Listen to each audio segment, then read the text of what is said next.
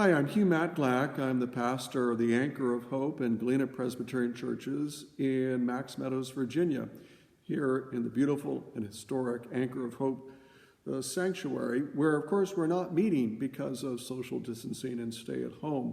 So we're having services here in person during Holy Week, and this is my Good Friday greetings and devotional for you. Since we are at home, I'm going to give you homework, and that is to read through Matthew's Gospel, the 27th chapter, which is the story of Jesus' death, one that we need to reflect upon for Good Friday.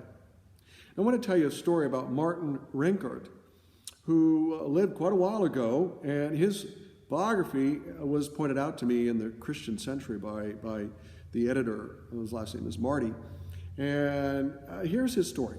He lived in the late 1500s into the early 1600s, and was a prominent musician in Saxony, and then later became a pastor for 30 years in Eilenburg, also in Germany, but sadly overlapped the years of the 30 Years' War, which was quite horrible and devastating.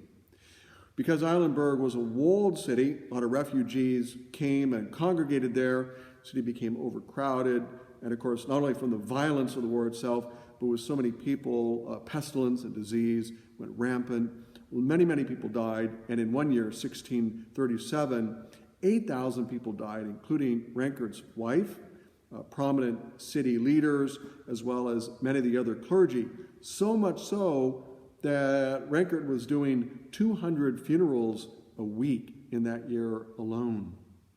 He shared what resources he could from his own family and what they had, so that their neighbors could get along as best they could and together. Which is what we're all trying to do as well. Even though we are separated, being able to look out for each other as best we can. In this terrible experience that Rinkart had, said he was a musician, he wrote a very well-known hymn. You might be surprised what he wrote, his lyrics, in the midst of his suffering and suffering of Eilenburg. Are you ready?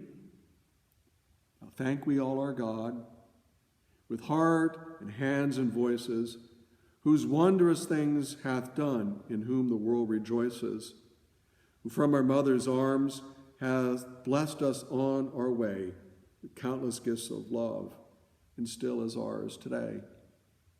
It's a remarkable Good Friday affirmation in the midst of the 30 Years' War and all that was taking place around Rinkart and his family.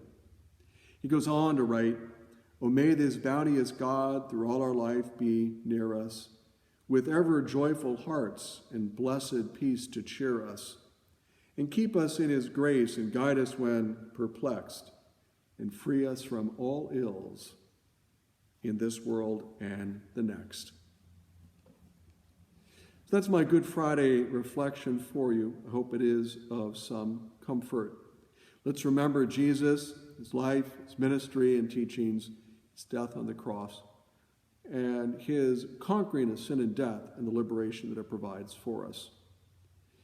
May we also say, even today, in the midst of our experiences, now thank we all our God. And may God bless us.